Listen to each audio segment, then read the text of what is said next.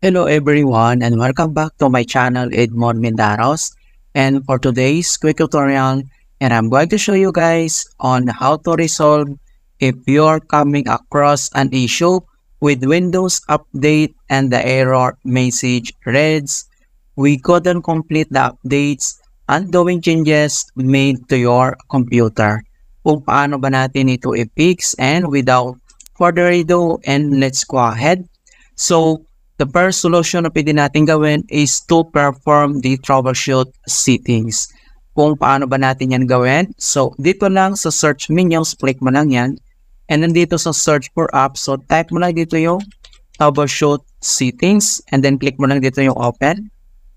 And then dito sa troubleshoot, and then under dito sa options, ay kailangan mo lang i-select dito yung other troubleshooters. So, i-click mo lang yan. And then dito sa other troubleshooters, so under dito sa most frequent, ay kailangan mo lang i-select dito yung Windows Update. And then dito lang sa right side, kailangan mo lang i-select dito yung run. So click mo lang yan. And then wait natin na ma-complete yung detecting problems, initializing, and diagnostic process.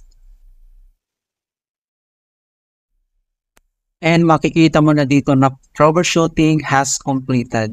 So, in hope na na-resolve yung error, but if the issue still persists, so ang next solution na pwede natin gawin is to update driver and device manager. Kung paano ba natin yan gawin? So, dito lang sa start menu, so kailangan mo lang mag-right click and select mo lang dito yung device manager. And then dito sa device manager, ang next step ay kailangan mo lang i-select dito yung display adapters. So, i-click mo lang tong arrow na yan para mag-expand. And then, kailangan lang natin i-update itong kanyang driver's graphics. Okay? So, kailangan mo lang i-select yan, right click, and select mo lang dito yung update driver. And pop up itong dalawang options na pwede natin gawin na search automatically for drivers or browse my computer for drivers. So, select ka lang dito sa dalawa. And then, kailangan lang natin itap tong search automatically. So, tap lang natin yan. At makikita mo na dito na the best drivers for your device are already installed. Okay? So, after dito, so ang last solution na pwede natin gawin is to perform or run the FSC. Kung paano ba natin yan gawin? So, dito lang ulit sa search menu. And then dito sa search for app, so type mo lang dito yung CMD or ito yung tinatawag na command prompt. And then kailangan mo lang mag-right click and select mo lang dito yung run as administrator. If you receive user account control, and then click mo lang dito yung yes.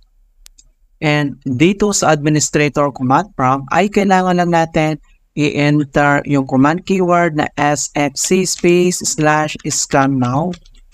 So, in on small letter lahat, and then yung /scan now ay one word po yan. And then press mo lang yung enter. At makikita mo na dito na beginning system scan. This process will take some time. Beginning verification space of system scan. So, dito ay kailangan lang natin hintayin na makomplete ang verifications into 100%.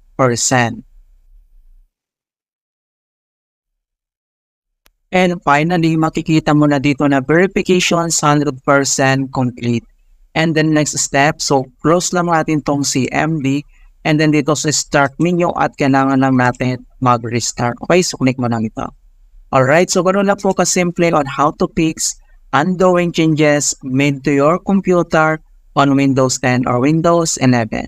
And please don't forget to like this video, subscribe to my channel for more quality content. Thank you guys, and see you in my next tutorial.